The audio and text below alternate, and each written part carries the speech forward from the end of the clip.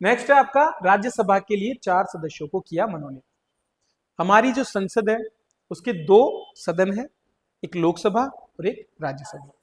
Basically Rajya Sabha की जब हम बात करते हैं तो उसमें 250 सदस्य हैं और उनमें से 12 सदस्यों का क्या होता है, मनोनयन होता है। मनोनयन मतलब उनको राष्ट्रपति मनोनीत करते हैं, अपनी तरफ से चुनते हैं। अब ऐसे ही किसी को भी उठा के नहीं चुनेंगे, किसी कारण से चुनेंगे, ठीक है। तो वो कारण क्या क्या हो सकते हैं, वो कारण है कला, साहित्य, विज्ञान, सामाजिक सेवा। तो इन क्षेत्रों में अगर कोई व्यक्ति अच्छा काम कर रहा है तो संविधान का एक अनुच्छेद, अनुच्छेद 80, इस अनुच्छेद 80 के तहत इस क्षेत्र में प्रसिद्ध कलाकारों को, लोगों को क्या किया जा सकता है, मनोनीत किया जा सकता है। जब राज्य की बात आती है तो राज्य में ये सब तो होते ही हैं, एक और जुड़ जाता है राजस्थान में, वो कौन सा है, सहकारिता,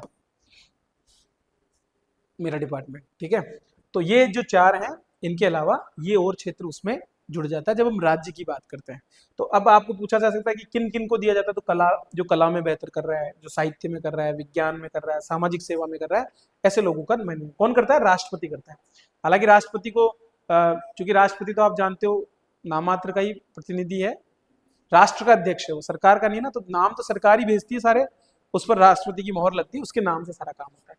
4 लोग कौन कौन है आपके हैं, देखो राष्ट्रपति कौन है, हमारी द्रौपदी मुर्मू। कई लोगों को याद नहीं हो भाई, राष्ट्रपति में किसी और को बता दे, ध्यान रखना है, रामनाथ कोविंद नहीं है अभी, ठीक है।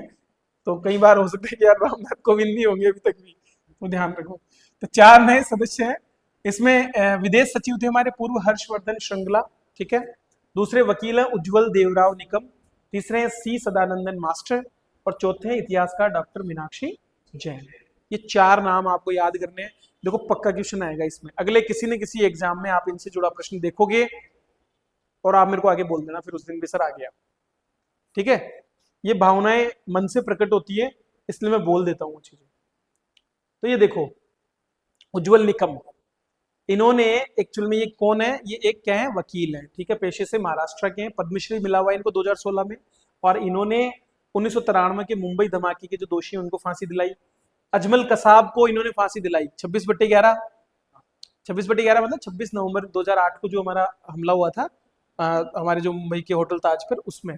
इसके बाद गुलशन कुमार का मर्डर केस 1997 में, टी सीरीज के गुलशन कुमार जब बहुत आगे जा रहे थे, तो उस बाद में तो उनको उसके मामले में। और 2006 में प्रमोद महाजन जो केंद्रीय मंत्री भी रहे थे, उनके मर्डर केस में भी इन्होंने जो है सुनवाई की थी। तो ये है इनके बारे में।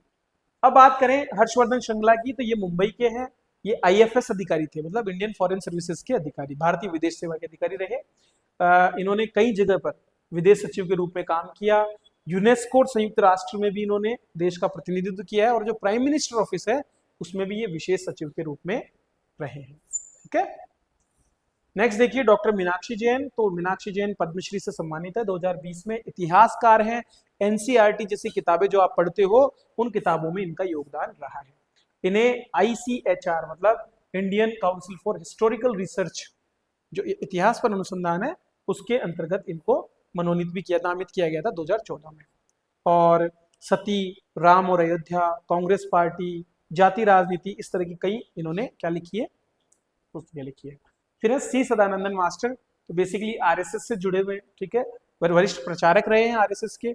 एक समय इनके दोनों पैर काट करके इनको पटक दिया गया था केरल में वामपंथी लोगों के द्वारा, तो बाद में फिर भी ये जीवित रहे, और उसके बाद में इन्होंने वहाँ बहुत काम किया, ग्रामीण शिक्षा, आदिवासी विकास, पिछड़े क्षेत्रों में शिक्षा को आगे बढ़ाने में, तो शिक्षाविद के रूप में इनको यहाँ पर माना जाता है, ठीक है। क्लियर हो गया। तो ये हो गए हमारे 4 लोग जिनको पद्म जो क्या बोलते हैं राज्यसभा में मनोनीत किया गया है।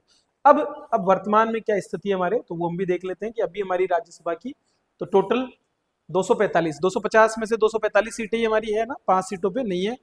तो मौजूदा सांसद हमारे 240, खाली है 5। अब इनमें से भाजपा की 99 है, कांग्रेस की 27 है, टीएमसी के 13, डीएमके के 10। अब ये क्वेश्चन पूछ सकते हैं सीधा आपसे, ये जो वर्तमान स्थिति है ना, ये बदलती रहती है, तो इन पर अपडेटेड रहना है हमको, है ना। किसके कितने सदस्य हैं, सर्वाधिक किसके हैं, सेकंड नंबर पे कौन है, तीसरी कौन है, इस तरह की चीजें पूछ सकते हैं। अब नॉमिनेटेड कितने, टोटल 10 है ना, ठीक है।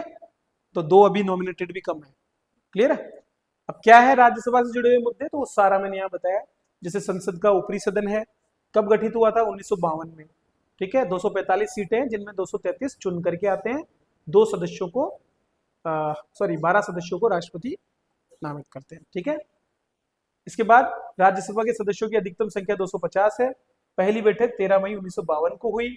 ये सारी चीजें हैं। सबसे ज्यादा उत्तर प्रदेश के सदस्यों की संख्या है राज्यसभा में। ठीक है, इसके अलावा अरुणाचल प्रदेश, गोवा, त्रिपुरा, नागालैंड, पुडुचेरी, मिजोरम और सिक्किम, मतलब 7 राज्यों की केवल एक है। सबसे ज्यादा 31 उत्तर प्रदेश और सबसे कम 7 है।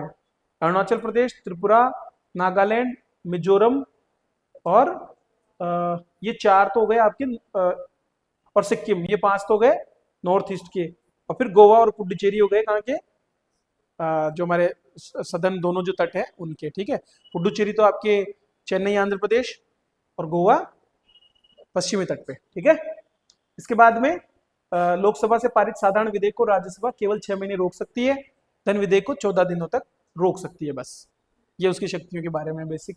6 साल का कार्यकाल होता है, हर 2 साल में नए होते हैं, तो इस तरह से राज्यसभा कभी भंग नहीं होती। समझ रहे हो, राज्यसभा कभी भंग नहीं होती। इसके बाकी सदस्यों को राज्यों की जो विधानमंडल है उनके द्वारा चुन करके भेजा जाता है। उसका तरीका और ये सारा सब आपने पढ़ा होगा, और भी पढ़ लोगे आगे। राज्यसभा के सदस्यों का चुनाव विधानसभा के निर्वाचित सदस्य करते हैं। ठीक है, निर्वाचित सदस्य केवल, और कोई नहीं, मनोनीत नहीं। जिन केंद्र शासित क्षेत्रों में विधानसभाएं नहीं होती वहां पर विशेष निर्वाचक मंडल बनाए जाते हैं जो इनका चुनाव करते हैं। तो ये बेसिक है कुछ राज्यसभा के बारे में। तो ये हमने पढ़ लिया क्योंकि वो 4 सदस्य मनोनीत किए गए, तो थोड़ा सा हमको पता होना चाहिए।